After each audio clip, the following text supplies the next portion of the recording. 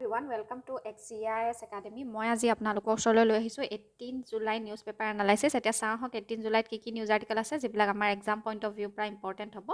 তাৰ আগতে মই আপোনালোকক জনাবলৈ বিচাৰিছোঁ যে আমাৰ Axia IAS Academy আপোনালোকৰ ওচৰলৈ লৈ আহিছে APSc আৰু UPSc CSE বাবে ক্লাছেছ য'ত আপোনালোকক প্ৰিলিমছ মেইনছ আৰু ইণ্টাৰভিউলৈকে গাইডেঞ্চ দিয়া হ'ব। লগতে থাকিব expert faculty and mentorship, comprehensive study material, regular test series and evaluation কৰা হ'ব, কাৰেণ্ট এফেয়াৰ্ছ এণ্ড আনচাৰ ৰেটিঙত ফ'কাছ কৰা হ'ব। আৰু আমাৰ যিমানখিনি বেটছেছ থাকিব সেইখিনি স্মল চাইজৰ হ'ব যাতে আমি প্ৰতিজন ষ্টুডেণ্টকে পাৰ্চনেলি এটেনশ্যন দিব পাৰোঁ। গতিকে আপোনালোকে দেৰি নকৰি যোগাযোগ কৰক Axia IAS একাডেমীৰ লগত স্ক্ৰীণত প্ৰভাইড কৰা নাম্বাৰটোত। এতিয়া আহক আমি আজিৰ ফাৰ্ষ্ট আৰ্টিকলটোৰ ফালে আগবাঢ়োঁ।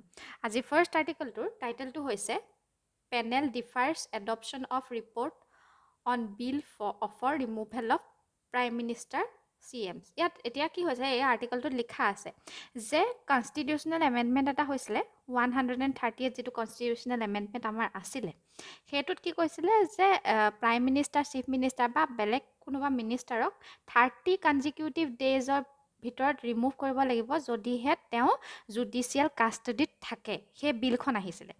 এতিয়া সেই বিলখনৰ ওপৰতে এখন জইণ্ট কমিটি বহিছিলে, পাৰ্লিয়ামেণ্ট ৰিভিউইং কমিটি বহিছিলে সেই বিলখনৰ ওপৰত। এতিয়া সেই বিলখনে এইটো কথাই কৈছে যে সেই বিলখন আমি এডপ্ট কৰাৰ পৰা ডিফাৰ হৈ থাকিব লাগিব, এডপ্ট কৰিব নালাগিব। কিয় আমি সেই কথাটো আমি বুজিম। মেইন আৰ্গুমেণ্টলৈ যেতিয়া আমি আহোঁ তেতিয়া আমি দেখা পাম ইয়াত ইনষ্টিটিউচনেল মেকানিজিমৰ কথা কোৱা হৈছে যে হাই কনষ্টিটিউচনেল ফাংচনেৰীয়ে কেতিয়াবা প্ৰি ট্ৰায়েল ইনকাৰ্চিৰেশ্যনৰ ফেচ কৰিব লগা হয়। এতিয়া বিলখন যে এডপ্ট কৰা নাই তাৰ আৰ্গুমেণ্টত ফেভাৰত কি কোৱা হৈছে ফাৰ্ষ্ট পইণ্টটোতে ইয়াত লিখা হৈছে প্ৰিভেনশ্যন অফ গভাৰ্নেন্স পেৰালাইচিছ। যদিহে টপ লিডাৰ্ছখিনিক আমাৰ এৰেষ্ট কৰা হয় তেতিয়াহ'লে কি হ'ব, আমাৰ চৰকাৰ নচলিব। আমাৰ ৱেলফেয়াৰ ডিছবাৰ্চমেণ্ট যিমানখিনি স্কিম থাকিব সেইখিনি ডিলে হৈ যাব, নেশ্যনেল ইণ্টাৰনেশ্যনেল ছিকিউৰিটি প্ৰট'কলত ডিলে হ'ব। মুঠতে আমাৰ এডমিনিষ্ট্ৰেশ্যনটো চলাবলৈ ডিফিকাল্ট হ'ব। নেক্সট ইয়াত আপহোল্ডিং পাব্লিক ট্ৰাষ্টৰ কথা কৈছে যে যদিহে তেনেকুৱা টপ লিডাৰবিলাককে এৰেষ্ট কৰি লোৱা হয় ইনষ্টিটিউচনেল মৰেলিটি যিটো ষ্টেণ্ডাৰ্ড আছে সেইটো নাথাকিব, মানে ইনষ্টিটিউচনৰ ওপৰত পাব্লিকৰ ভৰসা উঠি যাব, ট্ৰাষ্ট নাথাকিব। নেক্সট ইয়াত ডিফাৰেঞ্চিয়েটিং বিউৰ'ক্ৰেটিক এণ্ড পলিটিকেল ষ্টেণ্ডাৰ্ডছৰ কথা কোৱা হৈছে যে বিউৰ'ক্ৰেটছ আৰু পলিটিচিয়ানৰ ৰিমুভেল প্ৰচেছ বেলেগ বেলেগ হয়। বিউৰ'ক্ৰেটছক অট'মেটিকেলি ছাছপেণ্ড কৰিব পৰা যায় 48 আৱাৰ্ছৰ ভিতৰত যদিহে ডিটেইন হৈ থাকে 48 আৱাৰ্ছ। কিন্তু পলিটিচিয়ানক তেনেকুৱা কোনো ধৰণৰ ৰুল নাই। সেইকাৰণে ইয়াত কথা কোৱা হৈছে যে পলিটিকেল ষ্টেণ্ডাৰ্ড আৰু বিউৰ'ক্ৰেটিক ষ্টেণ্ডাৰ্ডৰ মাজত এটা ভাষ্ট ডিফাৰেঞ্চ আছে। কাউণ্টাৰ আৰ্গুমেণ্ট হিচাপে কি দিয়া হৈছে যে ৱেপনাইজেশ্যন অফ ইনভেষ্টিগেশ্যন এজেঞ্চিছৰ কথা কোৱা হৈছে যে যদিহে এই বিলখন অনা হয় তেনেহ'লে কি হ'ব যে অপজিশ্যন যিকেইটা লিডাৰ আছে তেওঁলোকৰ এগেইনষ্টত বেছিকৈ ইউজ হোৱাৰ সম্ভাৱনা থাকে। নেক্সট ইয়াত ছাবভাৰ্জন অফ প্ৰিজাম্পশ্যন অফ ইন'চেণ্টৰ কথা কোৱা হৈছে। আমি এইটো কথা মানি চলোঁ যে innocent until proven guilty by the court, যে গিল্টি ফিল নকৰা যেতিয়ালৈকে কোৰ্টে ৰায় কোনো নিদিয়ে সেই মানুহজন ইন'চেণ্টে হৈ থাকে। গতিকে তেওঁক ছাছপেণ্ড কৰাৰ কোনো প্ৰয়োজন নাই আৰু আমাৰ যিটো জুডিচিয়েৰীৰ প্ৰচেছ সেইটো 30 ডেজতকৈ বেছিও হ'ব পাৰে। নেক্সট ইয়াত ডিছৰিগাৰ্ড ফৰ ছভাৰেন মেণ্ডেটৰ কথা কোৱা হৈছে যে ইলেক্টেড ৰিপ্ৰেজেণ্টেটিভ হয় আমাৰ যিমানখিনি চিফ মিনিষ্টাৰ হওক বা প্ৰাইম মিনিষ্টাৰেই হওক, যদিহে তেওঁলোকক আঁতৰাই দিয়া হয় সেইটো জনতাৰ যিটো মতদান কৰিছে সেইটোকে নস্যাৎ কৰাৰ নিচিনা হ'ব, নাইকিয়া কৰাৰ নিচিনা হ'ব তেওঁলোকক। এতিয়া বেলেঞ্চ এটা আমি আনিব লাগিব। কি বেলেঞ্চ অনাৰ কথা কৈছে যে ইয়াত আমি ফাৰ্ষ্ট বেলেঞ্চটোৱে এইটো কথা কোৱা হৈছে যে ৰিমুভেলৰ সলনি ছাছপেনশ্যন কৰিব লাগে, ছাছপেঞ্চ কৰিব পৰা যায়। নেক্সট যদি এইটো কথা কৈছে অট'মেটিক ৰিভাৰ্জেল ক্লজৰ কথা কৈছে। যদিহে মানুহজন ইন'চেণ্ট হয় কিবা এটাত এৰেষ্ট হোৱাৰ পাছতো তেনেহ'লে ডাইৰেক্ট ৰিক্ৰুটমেণ্ট কৰাৰ ব্যৱস্থা কৰি ডাইৰেক্টলি একুইট কৰাৰ ব্যৱস্থা কৰিব লাগে, ডাইৰেক্ট কামত লগোৱাৰ। নেক্সট ইয়াত এইটো কথা কোৱা হৈছে যে এইবিলাকো মিছ ইউজ হ'ব পাৰে। গতিকে আমি এনেকুৱা এটা মেকানিজিম আহিব লাগিব যে এইটো ছিৰিয়াছ ক্ৰাইমৰ ক্ষেত্ৰতহে এইটো আমি কৰিব লাগিব। বাকী সৰু সুৰা যদি ক্ৰাইম হৈ থাকে সেইটো আমি কৰাৰ কোনো প্ৰয়োজন নাই, যে ছিৰিয়াছ ক্ৰিমিনেল অফেন্সৰ ক্ষেত্ৰতহে আমি এইখিনি বেলেঞ্চ যিমানখিনি এপ্ৰ'চ আছে সেইখিনি ল'ব পাৰোঁ। এই আৰ্টিকেলটোত ইমানেই আছিলে। এতিয়া আমি নেক্সট আৰ্টিকেলটোৰ ফালে যাম। নেক্সট আৰ্টিকেলটোৰ টাইটেলটো হৈছে government order strict scrutiny of digitise birth death records. এতিয়া আমাৰ গোটেইখিনি বস্তু বাৰ্থ চাৰ্টিফিকেটটো এতিয়া ডিজিটেলাইজ কৰাৰ কথা কোৱা হৈছে, কিন্তু তাতে ফ্ৰড হোৱাৰ সম্ভাৱনা বেছি বাঢ়ি গৈছে বুলি কৈছে। গতিকে ৰেজিষ্ট্ৰেশ্যন জেনেৰেল অফ ইণ্ডিয়াই কি কৰিছে, সেই ফ্ৰডখিনি ষ্ট্ৰিক্টলি স্ক্ৰুটিনাইজ কৰা হ'ব বুলি কৈছে। মেইন আৰ্গুমেণ্টলৈ যদি আমি আহোঁ, ইয়াত এটা কথা কোৱা হৈছে, ইয়াত আমাৰ ষ্ট্ৰাকচাৰেল পেৰাডক্স এটা দেখা পোৱা গৈছে। যদিও চিটিজেনক এফিচিয়েঞ্চি বঢ়াবলৈ আমি ডিজিটেলাইজ কৰিছোঁ, কিন্তু ডিজিটেল ভালনাৰেবিলিটিজো আমাৰ আহিছে। য'ত আমি কি কৰিছোঁ, ডিজিটেল কৰিছোঁ, কিন্তু আমি ছিকিউৰিটিটো বেলেঞ্চ কৰিব পৰা নাই। যে এইটো কথা কোৱা যায় ফ্ৰড বহুত বাঢ়ি গৈছে ডিজিটেল হোৱাৰ লগে লগে। কোৰ থেচিছত এইটো কথা কৈছে যে স্পেচিয়েল বাৰ্থ এণ্ড ডেথ যিমানখিনি ৰেকৰ্ড আছে, যিখিনি ডিজিটেল কৰা হৈছে, সেইখিনি কি হৈ যাব, সেইখিনিয়ে এটা লোকেলাইজ ফিজিকেল লেডজাৰটোৱে চেণ্ট্ৰেলাইজ ডিজিটেল ইক'চিষ্টেমে কি কৰিছে, ৰিপ্ৰেজেণ্ট কৰে এটা monumental leap in state legibility and public service commission. ইয়াত এইটো এটা কথা কোৱা হৈছে যে আমি পাব্লিক যিটো আমাৰ ডেলিভাৰী আছে সেইটো দিব পাৰোঁ, এফিচিয়েণ্টলি দিব পাৰোঁ যদিহে ডিজিটেলাইজ কৰা হয় বাৰ্থ চাৰ্টিফিকেটখিনি। কিন্তু সেইখিনি কি কম্প্ৰমাইজ কৰিব ডাটা ইনপুটছখিনি বা ফ্ৰডুলেণ্ট ৰেকৰ্ডৰ সংখ্যা বেছিকৈ বাঢ়ি যাবলৈ ধৰিছে। গতিকে চেংটিটিটো প্ৰিজাৰ্ভ কৰিবলৈ হ'লে ডিজিটেলাইজেশ্যনৰ সেইখিনি আমি কি কৰিব লাগিব, ছিকিউৰিটি ভাল ব্যৱস্থা এটা কৰিব লাগিব, multitiered human in the loop verification কৰিব লাগিব, সেইখিনি কৰিব লাগিব বুলি কৈছে। নেক্সট ইয়াত চাৰ্জ ইন ডিমাণ্ড কিহৰ কাৰণে হৈছে সেইটো কথা কৈছে যে বাৰ্থ চাৰ্টিফিকেট বহুত বেছি যে ডিজিটেলাইজ কৰিবলৈ লৈছে, সেইটো কিহৰ কাৰণে লৈছে, ইলেক্ট্ৰল চিনক্ৰচিটিৰ কাৰণে, যে স্পেচিয়েল ইণ্টেনচিভ ৰিভিজন চলি আছে, গতিকে তাত বাৰ্থ চাৰ্টিফিকেট লাগে, গতিকে সেইটো কাৰণে বেছিকৈ ডিজিটেল কৰিবলৈ লোৱা হৈছে। নেক্সট ইয়াত কম্প্ৰমাইজ অপাৰেশ্যনেল ছিকিউৰিটিৰ কথা কোৱা হৈছে, যে ৰেপিড পুছ ফৰ ডিজিটেলাইজেশ্যনে অপাৰেশ্যনেল লুপ হ'ল আনিব পাৰে। Unauthorised sharing of critical credentials like user IDs, password, one time data, এইখিনি আমি শ্বেয়াৰ কৰোঁতে আমি বহুতখিনি পাৰ্চনেল ইনফৰ্মেশ্যন সেই পৰ্টেলটোত দি দিওঁ, গতিকে সেই পাৰ্চনেল ইনফৰ্মেশ্যনখিনি লিক হোৱাৰো কেতিয়াবা সম্ভাৱনা দেখা যায়। নেক্সট ইয়াত কাউণ্টাৰ মেজাৰ আৰু ষ্ট্ৰাকচাৰেল স্ক্ৰুটিনিৰ কথা কোৱা হৈছে, যে মেণ্ডেটৰী আমাৰ ফিজিকেল ক্ৰছ ভেৰিফিকেশ্যন হ'ব লাগিব যদিহে আমি এইখিনি প্ৰিভেণ্ট কৰিব খোজোঁ। একাউণ্টেবিলিটি ভায়া ক্ৰিপ্ট'গ্ৰাফিক মেজাৰৰ কথা ইয়াত কোৱা হৈছে, যে কম্পালচৰি ই-ছিগনেচাৰৰ ব্যৱস্থা কৰা হৈছে ফৰ ডিষ্টিংক্ট ৰেজিষ্টাৰ্ছ। গতিকে সেইখিনিয়ে ট্ৰান্সপাৰেণ্ট অডিট ট্ৰায়েল এটা দেখুৱায়। এন'মেলাছ ডাটাৰ স্পাইক্সখিনি টাৰ্গেটিং কৰিব লাগিব, যে এখন ষ্টেটে যিমানখিনি ষ্টেটিষ্টিকেল এন'মেলিজ আছে সেইখিনি স্পেচিফিকেলি আনএক্সপ্লেইন যিমানখিনি স্পাইক্স আছে in registration volume within specific units acts red flags to initiate targeted security audits. গতিকে সেইখিনি ছাডেন ডাটা চাৰ্জেছ হোৱাৰ সম্ভাৱনা বেছিকৈ বাঢ়ি গৈছে বুলি ইয়াত কোৱা হৈছে, আৰু সেইখিনি যাতে ছিষ্টেমেটিক কম্প্ৰমাইজ নহয় তাৰ ব্যৱস্থা কৰিবলৈ কোৱা হৈছে। এই আৰ্টিকলটোত ইমানেই আছিলে। এতিয়া আমি নেক্সট আৰ্টিকলটোলৈ যাম। নেক্সট আৰ্টিকলটোৰ টাইটেলটো হৈছে the case for updating the Indus water treaty. এতিয়া এই আৰ্টিকলটোলৈ আগবঢ়াৰ আগতে প্ৰথমতে আমি ইণ্ডাছ ট্ৰিটিৰ কথা জানিব লাগিব, যে ইণ্ডাছ ট্ৰিটিখন কাৰ মাজত চাইন হৈছিলে, ইণ্ডিয়া আৰু পাকিস্তানৰ মাজত 1960, আৰু তাৰ মেডিয়েটৰ আছিল ৱৰ্ল্ড বেংক। এতিয়া সেই ট্ৰিটিখন পুৰণা হৈছে, আৰু এইখনৰ কথা জানিবলৈ হ'লে আমাৰ যিখন ইণ্ডাছ ভেলী ইণ্ডাছ ৰিভাৰ ছিষ্টেমটো যি 6খন ৰিভাৰ আছে তাক ইণ্ডিয়া আৰু পাকিস্তানৰ মাজত ভাগ কৰি লোৱা হৈছে। কোনকেইখনক ভাগ কৰি লোৱা হৈছে, ইষ্টাৰ্ণ যিমানখিনি ৰিভাৰ আছে যেনেকৈ সুটলেজ, বিয়াছ আৰু ৰভি, সেইখিনি ইণ্ডিয়াক এল'কেট কৰা হৈছে আনৰেষ্ট্ৰিক্টেড ইউজৰ বাবে। আনহাতে ৱেষ্টাৰ্ণ যিমানখিনি ৰিভাৰ্ছ আছে ইণ্ডাছ, ঝেলাম আৰু চেনাব, সেইখিনি পাকিস্তানক এল'কেট কৰা হৈছে।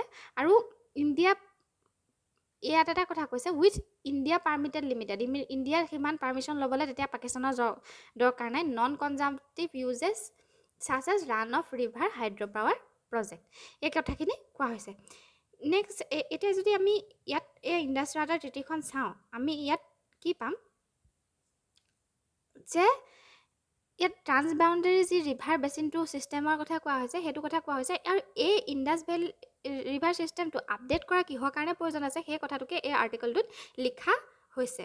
প্ৰথম কথাটো ইয়াত এইটো কথা কোৱা হৈছে, যে ক্লাইমেট চেঞ্জৰ যি ইম্পেক্ট পৰিছে ৰিভাৰৰ ওপৰত, যেনেকৈ গ্লেচিয়েল ৰিট্ৰিট বাঢ়িছে,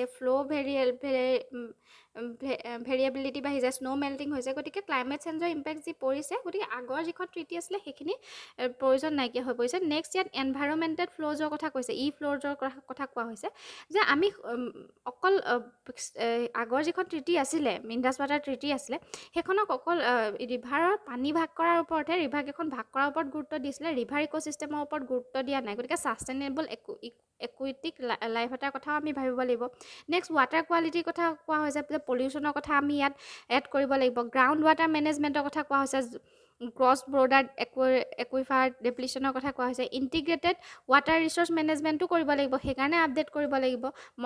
এই ট্ৰিটি গোটেইখন মডাৰ্ণাইজ ফ্ৰেমৱৰ্ক এটা আমি ল'ব লাগিব, গতিকে সেইখন আপডেট কৰাৰ কথা ইয়াত কোৱা হৈছে। এই আৰ্টিকলটোত ইমানেই আছিলে। এতিয়া আমি নেক্সট আৰ্টিকলটোৰ ফালে আগবাঢ়িম। নেক্সট আৰ্টিকলটোৰ টাইটেলটো হৈছে can court stop release of a film cleared by CBFC। ইয়াত কি কোৱা হৈছে যে যি মহাপ্ৰভু জগন্নাথ বুলি এখন ফিল্ম ৰিলিজ হোৱা কথা আছিলে, তাত সুপ্ৰিম কোৰ্টে এইটো কথা ক'লে যে এখন ৰথ যাত্ৰাৰ সময়ত আমি ৰিলিজ কৰিব লাগে। তাৰমানে ৰিলিজৰ যিটো ডেট আছিলে 27 জুলাই তাৰিখে সেইটো পষ্টপন কৰা হ'ল বুলি কোৱা হৈছে। আমি প্ৰথমতে CBFC কথা জানি লওঁ। CBFC মানে হৈছে central board of film certification. এইটো এটা ষ্টেটিউটৰী বডি হয়, মিনিষ্ট্ৰী অফ ইনফৰমেশ্যন এণ্ড টেকন'লজিয়ে আণ্ডাৰত অপাৰেট কৰে। এষ্টাব্লিছ কৰা হৈছিলে চিনেমেট'গ্ৰাফ এক্ট, যিখন 1952 আণ্ডাৰত। আৰু এইটোৱে কি এখন পাব্লিক ই ৰেগুলেট কৰে public exhibition of films through multi tier vetting process ensuring content aligns with national standards before ensuring public exhibition certificate. এতিয়া মেইন আৰ্গুমেণ্টটোলৈ যদি আমি আহোঁ, ইয়াত এইটো কথা কোৱা হৈছে যে জুডিচিয়াৰী বা এক্সিকিউটিভে এনেকুৱা যিমানখিনি ষ্টেটিউটৰী বডি আছে, যেনেকৈ CBFC হৈ যাওক, সেইখিনিক অভাৰৰাইড কৰিব পাৰে নেকি তাৰ ডিচিশ্যনক। ফাৰ্ষ্ট পইণ্টতে ইয়াত প্ৰিজাম্পশ্যন অফ ষ্টেটিউটৰী ভেলিডিটিৰ কথা কোৱা হৈছে। প্ৰাইমেৰী আৰ্গুমেণ্টটোত এইটো দিয়া হৈছে যে CBFCয়ে ফিল্মৰ ইম্পেক্ট আৰু গ্ৰাণ্ট চাৰ্টিফিকেটক কি কৰে, ইভালুৱেট কৰে, কিন্তু এটা ডিচিশ্যনে ইমেন্স এটা ইনষ্টিটিউচনেল ৱেইট কেৰি কৰে। গতিকে জুডিচিয়াৰীয়ে এইখিনি কেজুৱেলি ছাবষ্টিটিউট কৰিব নোৱাৰে, অপিনিয়নটোক ছাবষ্টিটিউট কৰিব নোৱাৰে বুলি কৰা উচিত নহয় বুলি কৈছে। নেক্সট ইয়াত states obligation to maintain order, এটা ৰিকাৰিং কনষ্টিটিউচনেল প্ৰিন্সিপল এষ্টাব্লিছ কৰা হৈছিলে S Rangarajan versus P Jagjivan Ram case 1989ত, যিটোত এইটো কোৱা হৈছিলে যে পাব্লিক ডেমনষ্ট্ৰেশ্যন বা ভায়লেঞ্চ যদি থ্ৰেট কৰা হয়, সেইখিনি ভেলিড গ্ৰাউণ্ড হ'ব ফ্ৰী স্পীচটো ছাপ্ৰেছ কৰা। মানে সেইখিনি যিমানখিনি CBFCৰ যদি কিবা তেনেকুৱা পাব্লিক ভায়লেঞ্চ যদি থাকে বা নেশ্যনেল ছিকিউৰিটি থ্ৰেটন কৰে, তেতিয়া সেইটো সুপ্ৰিম কোৰ্টে তাত বেন কৰিব পাৰে। এক্সিকিউটিভ নন ইণ্টাৰফেৰেঞ্চৰ কথা কোৱা হৈছে যে union of India versus KM শংকৰাপ্পাৰ 2000 কেছত সেইটো জুডিচিয়াৰীয়ে এইটো কথা কৈছিলে যে এক্সিকিউটিভৰ ৰিভাইজ ডিচিশ্যন মেড বাই ফিল্ম চাৰ্টিফিকেটছ ট্ৰিবিউনেল, সেইখিনি কি হৈ যাব, যদিহে CBFCয়ে কিবা ডিচিশ্যন দিয়ে সেইটো এক্সিকিউটিভে এইটো ৰিভাইজ কৰিব নালাগে বুলি কৈছিলে। কিন্তু যদিও CBFC ষ্টেটুটৰী বডি হয়, ই ষ্টিল জুডিচিয়েল ৰিভিউ আণ্ডাৰত আহে বুলি ইয়াত কোৱা হৈছে। গতিকে সেইটো জুডিচিয়াৰীয়ে ইয়াৰ অপিনিয়ন চেঞ্জ কৰিব পাৰিব। এই আৰ্টিকলটোত ইমানেই আছিলে। এতিয়া আমি নেক্সট আৰ্টিকলটোৰ ফালে যাম। নেক্সট আৰ্টিকলটোৰ টাইটেলটো হৈছে will financial year 27 growth rate ৰাইজ অৰ ফল ডিপেণ্ডছ অন মেট্ৰিক ইউ পিক। এই আৰ্টিকলটোৰ আমি প্ৰথমতে কি জানিব লাগিব, দুটা কনচেপ্টৰ কথা জানিব লাগিব, নমিনেল GDP আৰু ৰিয়েল GDP। এতিয়া নমিনেল GDPয়ে কি ৰিপ্ৰেজেণ্ট কৰে যে টোটেল মাৰ্কেট ভেলু আমাৰ কিমান হ'ব অল ফিনিছ গুডছ এণ্ড ছাৰ্ভিচৰ, সেইটো ইয়াত মেজাৰ কৰা হয় এটা স্পেচিফিক পিৰিয়ডৰ, সেইটো কাৰেণ্ট মাৰ্কেট প্ৰাইচেছ কিমান থাকে সেইটো ইউজ কৰি। কিন্তু ৰিয়েল গ্ৰ'থ GDP কি হয় যে ইয়াক কেনেকৈ মেজাৰ কৰা হয়, ইকনমিক আউটপুটখিনি এডজাষ্ট, যিমানখিনি ইকনমিক আউটপুট থাকে সেইখিনি প্ৰাইচ এডজাষ্টৰ জৰিয়তে কিমান চেঞ্জ হৈছে অভাৰ টাইম, সেইখিনি ইয়াত এড কৰা হয়। লগতে ডেজিগনেটেড বেছ ইয়াৰটো ইয়াত ইউজ কৰি সেইটো ৰিয়েল GDPটো উলিওৱা হয়। আৰু এই মেট্ৰিক যিটো হৈছে সেইটোৱে ষ্ট্ৰিপ এৱে কৰে দ্য ডিষ্টৰশ্যন অফ ইনফ্লেশ্যন অৰ ডিফ্লেশ্যন, আৰু সেইটোৱে এটা একিউৰেট পিকচাৰ আমি পাওঁ যে একিউৰেট গ্ৰ'থ আমাৰ কিমান হৈছে গুডছ এণ্ড ছাৰ্ভিচত। এই পেৰাডক্স এটা ইয়াত হৈছে, মেইন আৰ্গুমেণ্টলৈ আহিলে ইয়াত গম পাব আপোনালোকে যে আমাৰ নমিনেল GDP গ্ৰ'থ এক্সেলাৰেট হৈছে, বাঢ়িছে, কিন্তু ৰিয়েল GDP গ্ৰ'থ আমাক কমিছে। সেইটোৱে কিহৰ কাৰণে হৈছে বুলি কৈছে, ডমেষ্টিক ইনফ্লেশ্যনৰ কাৰণে হৈছে বুলি কৈছে। এতিয়া আমাৰ ইনফ্লেশ্যন যে হৈছে কিহৰ কাৰণে হৈছে সেইটো আমি প্ৰথমতে জানিব লাগিব। এই ইনফ্লেশ্যনৰ কাৰণ ইয়াত এটা কথা কৈছে যে মেনুফেকচাৰিং আমাৰ যিটো ছেক্টৰ আছিলে সেইটো 10.5লৈকে গৈছিলেগৈ, পিকত আছিলে, কিন্তু এতিয়া মডেষ্ট ৰেঞ্জলৈ আহিছে 6.5 to 7.5, মানে শ্লাগিছ হৈ গৈছে। কিহৰ কাৰণে এতিয়া হৈছে, দুটা কথাৰ কাৰণে।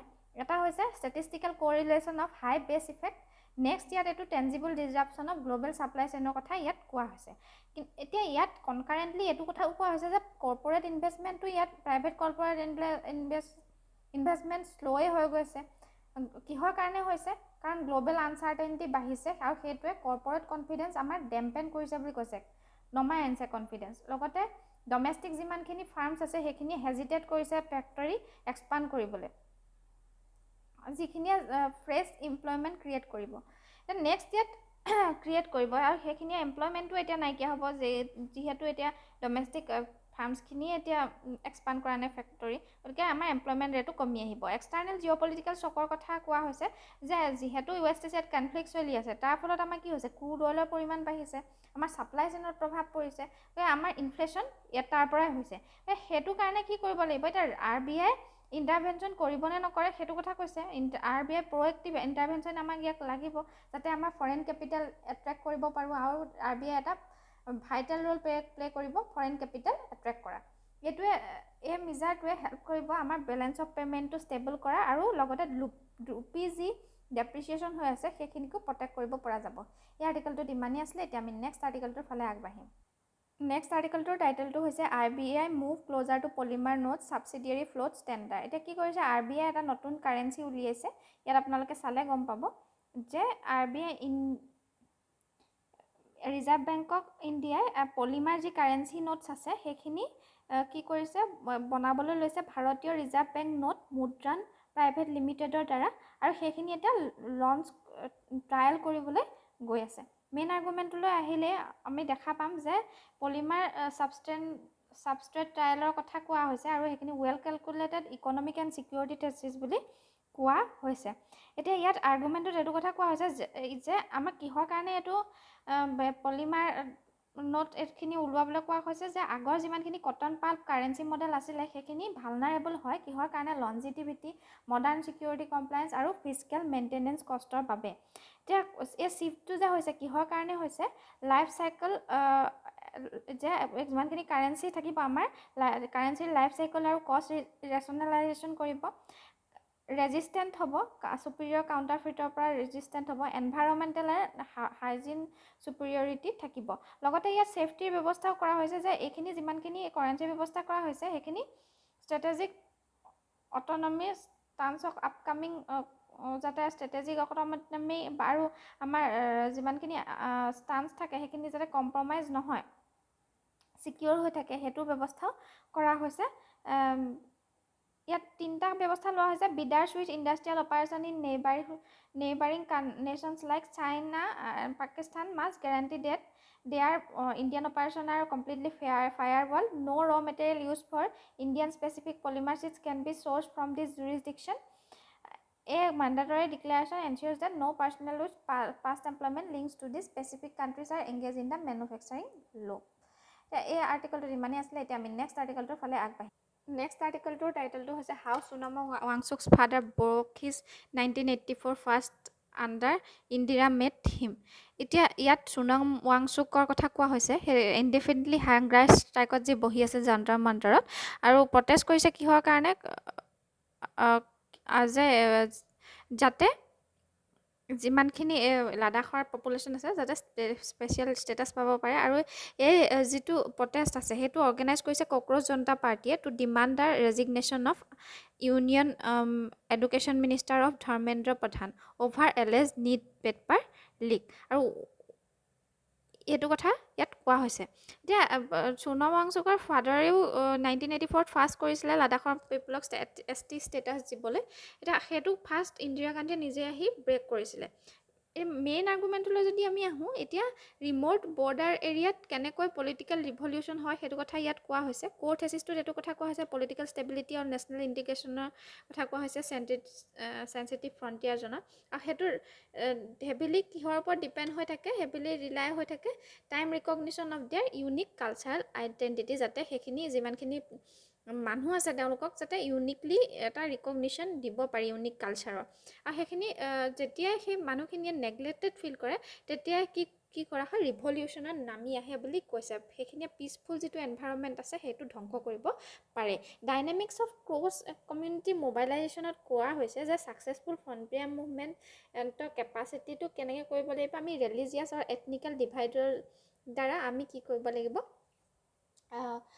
সেইটো আমি ধৰি ৰাখিব লাগিব ডাইভাৰ্ছ ৰিজিয়নছ লাইক ডিষ্টিংক্ট গ্ৰুপ বুদ্ধিষ্ট আৰু মুছলিম পপুলেশ্যন যিমানখিনি আছে সেইখিনিয়ে পাৱাৰফুল আৰু ছেকুলাৰ ফ্ৰণ্ট এটা যাতে আমি ক্ৰিয়েট কৰিব পাৰোঁ চেণ্ট্ৰেল গভৰ্ণমেণ্টে তাৰ সেইটো চাব লাগিব এতিয়া ষ্টেটৰ ৰেছপন্সটো কেনেকৈ হ'ব লাগিব যাতে আমি ডায়লগৰ দ্বাৰা সেইখিনি ছল্ভ কৰিব পাৰোঁ যেনেকৈ ইন্দিৰা গান্ধীয়ে কৰিছিলে সেইটো কথা কোৱা হৈছে এডমিনিষ্ট্ৰেটিভ কাউণ্টাৰ আৰ্গুমেণ্ট ইয়াত এইটো দিয়া হৈছে যে লাডাখ ৰিজিয়ন যিহেতু এইটো এটা চেঞ্চিটিভ জ'ন হয় তাক যদি ফ্ৰেগমেণ্ট কৰি দিয়া হয় অট'নমাছ জ'ন হিচাপে ঘোষণা কৰি দিয়া হয় তেনেহ'লে আমাৰ ছিকিউৰিটিত কি কৰা হ'ব থ্ৰেট আহিব পাৰে বুলি ইয়াত কোৱা হৈছে এই আৰ্টিকলটোত ইমানেই আছিলে এতিয়া আমি নেক্সট আৰ্টিকলটোলৈ যাম নেক্সট আৰ্টিকলটোৰ টাইটেলটো হৈছে country's first night safari what is Kukrail project and why is it significant এতিয়া আমাৰ কাণ্ট্ৰি প্ৰথমটো নাইট চাফাৰী এতিয়া কৰিবলৈ যোৱা হৈছে নাইট চাফাৰী মানে কি সেইটো আমি জানিম আৰু কুকৰেল প্ৰজেক্টটো কোনে আনিছে সেইটো আমি জানিম কুকৰেল প্ৰজেক্টটো উত্তৰ প্ৰদেশ চৰকাৰে আনিছে নাইট চাফাৰীৰ কাৰণে এতিয়া সেইটো 2টা ফেজত হ'ব নাইট চাফাৰী মানেনো কি সেইটো আমি জানো এটা specialise conservation and tourism facility হয় designated to display animals that are actively primary during the night তাৰমানে নাইটৰ সময়ত যিমানখিনি এনিমেল এক্টিভ হৈ থাকে সেইখিনি যাতে দেখুৱাব পাৰি এইটো জুৰ নিচিনা নহয় এটা প্ৰজেক্ট হয় যিটোৱে ষ্টেট অফ আৰ্ট ইউটিলাইজ কৰে ল' ইণ্টেনচিটি লাইটিং ছিষ্টেমৰ ব্যৱস্থা কৰে আৰু সেইটোৱে মিমিকহে কৰিব নেচাৰেল মুন লাইটখিনি আৰু সেইটোৱে হিউমেনক এলাউ কৰিব to observe nocturnal behaviours without distracting the biological clock এতিয়া এই মেইন আৰ্গুমেণ্টলৈ যদি আমি আহোঁ তেতিয়া এটা মেজৰ ইক'টুৰিজিম প্ৰজেক্টৰ কথা ইয়াত কোৱা হৈছে ৱেডাৰ এক্সটেনচিভ হিউমেন ইনফ্ৰাষ্ট্ৰাকচাৰ কেন কোএক্সিষ্ট হাৰমনিয়াছলি যে আমি সেইটো প্ৰজেক্টটো আনিবলৈ গৈ আছোঁ কিন্তু সেইটোৱে ফৰেষ্ট যিমানখিনি আমাৰ ইক'চিষ্টেম আছে সেইটোৱে হিউমেন ইনফ্ৰাষ্ট্ৰাকচাৰ তাত গঢ়ি আমি সেইটো ডিজাৰ্ভ কৰোঁ নেকি সেইটো কথা কৈছে ইয়াত মেইন প্ৰজেক্টটোত ক'ৰ থেচিছটোতে ইয়াত লিখা হৈছে যে ট্ৰেডিশ্যনেল যি বাউণ্ডেৰী আছে তাত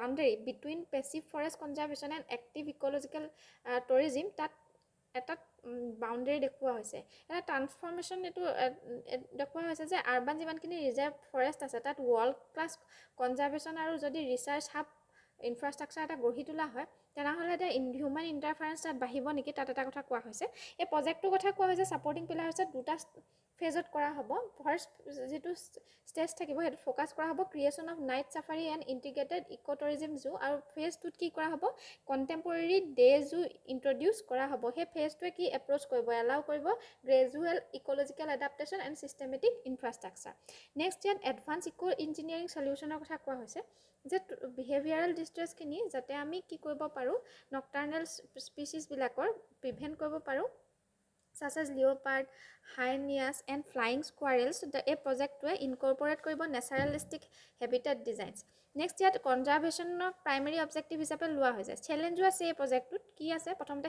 হেবিটেট ফ্ৰেগমেণ্টেশ্যনৰ এইটো প্ৰশ্নটো আহি যায় নেক্সট ইয়াত ৰেগুলেটৰী ফ্ৰিকশ্যন আৰু ডিলেড ক্লিয়াৰেঞ্চৰ কথা আহি যায় এই আৰ্টিকলটোত ইমানেই আছে